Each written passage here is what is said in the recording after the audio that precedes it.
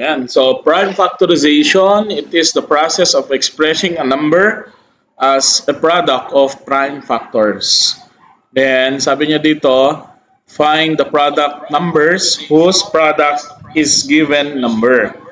Then, number 2, continue finding the factors of the first factors of the given number until the factors are all prime numbers. So, we are going to identify lahat ng prime numbers. And we all know that the definition of the prime, it has only two factors, the number itself and 1. Okay? Kung nanonood po kayo, pa-share po ng live natin para makatulong tayo sa mga magpre-prepare ngayong season na to ng civil service. Okay? So let's start with the number 1.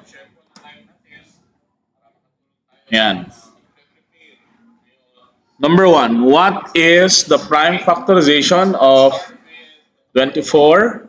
A, 2 squared times 3. B, 2 cubed times 3. C, 2 raised to the 4th power times 3. And D, 2 squared times 2 squared times 3. Ayan. Sige po. If you know the answer, kindly comment your answer. Ayan. Ayan. Ano ang sagot natin dito? If you know the answer, kindly comment your answer. Ayan. Okay, sige. I have here the solution. So sa solution natin, kailangan natin gumawa ng prime factorization using factor 3. So ang method na ginawa ko ay using factor 3. So ito siya. Ayan, factor 3 niya. Sir, bakit nag-start lagi sa 2? Kasi si 2 ay siya lang yung even prime numbers. Kung pwede mo pa siyang mag-divide ng 2, say proceed. Or kung ayaw nyo naman ng 2, think of a factors na kung saan pag pinag-multiply mo, that is equal to 24. So, pwede ang 6 and 4. Pero magda-direct na kasi tayo eh, no? We are going to use this as a prime number. So, 2 and 12. Yan, yan. Yan yung factor 3 niya. And then si 2, i-remain na natin si 2 and then proceed tayo kay 12.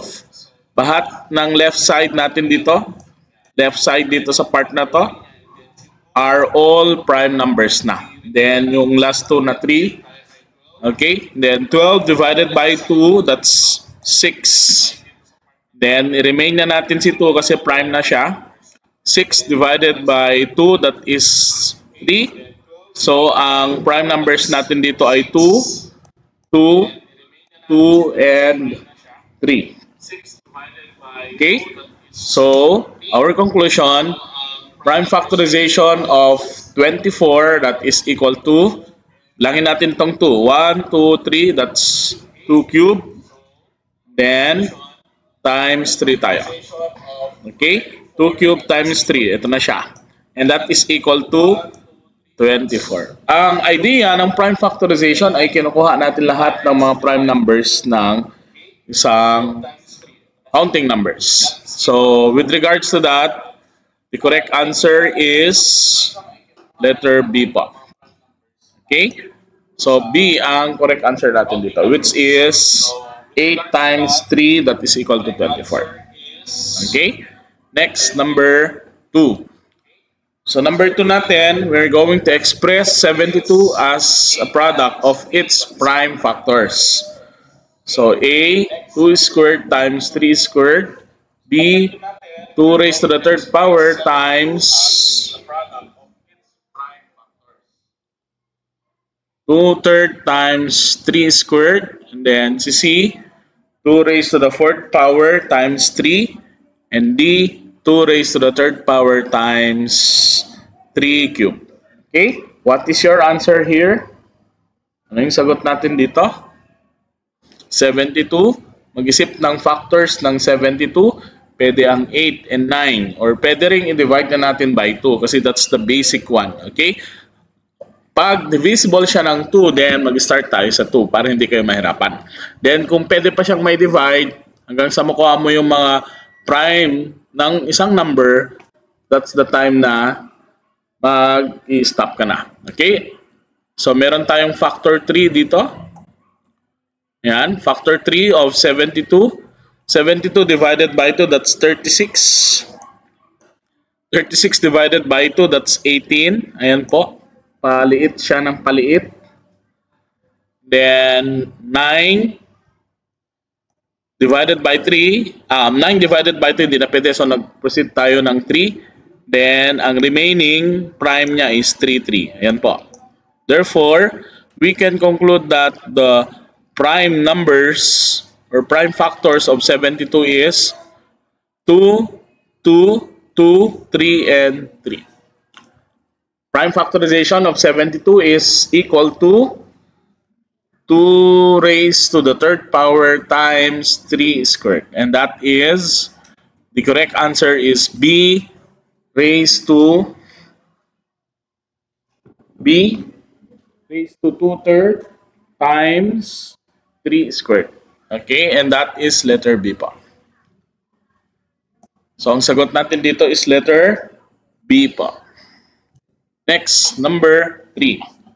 Find the prime factorization of 135. Sir, hindi na po pwede ang 2 dito. So, mag-move tayo ng 3. Divisible ng 3? Yes, kasi the sum of all numbers, 1 plus 3 plus 5, that is equal to 9. So, divisible siya ng 3.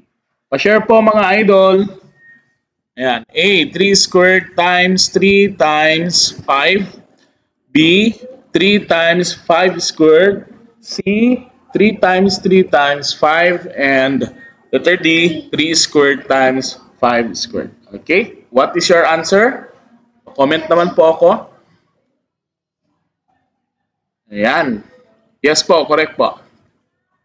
Okay, ang sagot natin dito ay using our factor 3. Po siya. Factor 3 natin. 135 divided by 3, that is 45. And then, pwede pa siyang may divide by 3 ulit, that is 15.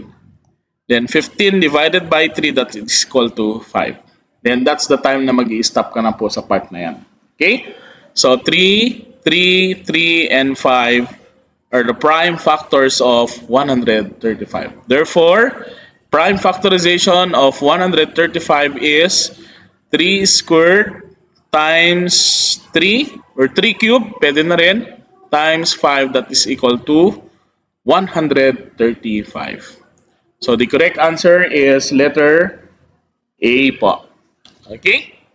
So, letter A po ang sagot natin dito. Okay? How about question number 4? Okay, so sabi niya dito, express 180 as a product of its prime factors. So, pag ito ay i-express natin into the prime factorization, meron tayong mga choices na 2 squared times 3 squared times 5. Letter B, 2 squared times 3 squared times 3 times 5. Letter C, 2 raised to the third power times 3 squared times 5. Letter D, 2 squared times 3 cubed times 5. Ano yung sagot natin dito? Okay. What is our first step? Last digit is 0. So, therefore, divisible siya ng 2. Kasi ang rule nito sa divisibility rules, the number must ends with 0, 2, 4, 6, 8. So, pwede natin gamitin si 2 para kunin yung prime factorization ng 180. So, sa factor 3 natin, we have, ayan, yung factor 3 natin. Visualize po yung factor 3 natin. Si 180, divide ko ng 2, that is equal to 90. Next, si 90, pwede pang may divide ng 2 and that is equal to 45. Ayan, mag-i-stop ka muna dito kasi mag-isip ka ulit ng factors ng 45 na pwedeng ano dito. So, nag-isip ako that 45 divided by 3, that is equal to 15. Then 15 divided by 3, that is equal to 5. Okay? So therefore, we can conclude that in the 180, ang prime factors niya ay prime factorization of 180 is equal to 2 squared times 3 squared times 5. And that is our answer, that is equal to what? 2 squared times 3 squared times 5. And that is letter A po. Okay? How about number 5? Ayan. What is the prime factorization of 98? Ayan. A, 2 times 7 times 7. B, 2 times 7 squared. C, 2 squared times 7 squared. D, 4 squared times 2 times 49. Ayan, pa-comment naman po ang sagot ninyo. Okay? So what is the prime factorization of 98? So using our factor 3, meron tayong ayan, factor 3 natin. Mapapansin ninyo si 98 nag-end siya ng 8. So 0, 2, 4, 6, 8. So pwede nating i-divide it by 2. So 98 divided by 2, that is equal to 49. Then, ang pwedeng factors lang ni 49 ay 7 and 7 or 7 squared. Okay? Therefore, we can conclude that from the prime factorization of 98, meron siyang 2 times 7 squared. And that is letter B po. B ang tamang sagot dito sa part na to. Okay? Next, how about number 6? Yan, sa number 6 tayo. Express 192 as a product of its prime factors. A, 2 raised to the 5th power times 3. B, 2 raised to the 6th power times 3. Oh, mahaba-haba ito. Then C, 2 raised to the 7th power times 3. And D, 2 raised to 8 times 3. Yan po. Anong sagot natin dito sa part na to? Okay, using the factor 3, ayan, mahaba-haba, ano? 192 can be divisible or divisible siya ng 2. So, 192 divided by 2, that is equal to 96. Then, 96 divided by 2, that is 48. Ayan, huwag tayo titigil hanggat makarating tayo sa mga prime numbers nila. And then, 48 divided by 2, that is equal to 24. Then 24 divided by 2, that is equal to 12. Ayan, malapit na tayo. 12 divided by 2, that is equal to 6. And pwede pang may divide ito by 2, that is equal to 3. Therefore, we can conclude that 192, prime factorization of 192 is equal to 2 raised to 6 times 3. Bilangin natin. 1, 2, 3, 4, 5, 6. Then 2 raised to 6 times 3, and that is letter B po. Okay, letter B is the correct answer. Next, how about number 7? Ayan. Find the prime factorization of 156. A, 2 squared times 3 squared times 13. B, 2 squared times 3 times 13. C, 2 cubed times 3 times 13. Letter D, 2 squared times 3 squared times 13 squared. Okay, sige, factor 3 ulit. Pinakamadali na kasi itong method na ito. Itong factor 3 na ito. Okay, since 156 and it ends with 6, pwede natin i-divide it by 2. Ayan, so 156 divided by 2, that is equal to 78. Okay, and then 78 divided by 2, that is equal to 39. Then 39 divided by 3, that is equal to 13. Therefore, we can conclude that from the prime factorization of 156, 2 squared times 3 times 13 pa. Okay, and the correct answer is letter B po, 2 squared times 3 times 13. How about number 8? Express 625 as a product of its prime factors. A, 5 to the 5th power. B, 5 to the 4th power. C, 5 cubed. And D, 5 squared. Ayan, pa-share naman po ng live natin. Okay, anong magiging sagot natin dito? Pa-comment naman po ng sagot ninyo. Okay? Anong magiging sagot ninyo dito sa part na to? 625. Dating gawin, factor 3 muna tayo. So, for the factor 3 of 625, 625 divided by 5, that is 125. Divide mo ulit by 5. Okay? So, that is 125 divided by 5. So, we have 25. Then, 25 divided by 5, that is equal to 5. O, bilangin natin. 1, 2, 3, and 4. Therefore, prime factorization of 625 is equal to 5 raised to the 4th power. Okay? And our answer is letter B po. B ito. Okay? B ang sagot natin dito sa part na to. Number 9. What is the prime factorization of 144? Madali lang siya. 144. 2 raised to 4 times 3 squared. B, 2 raised to the 5th power times 3. C, 2 raised to the 3rd power times 3 squared. D, 2 squared times 3 cubed.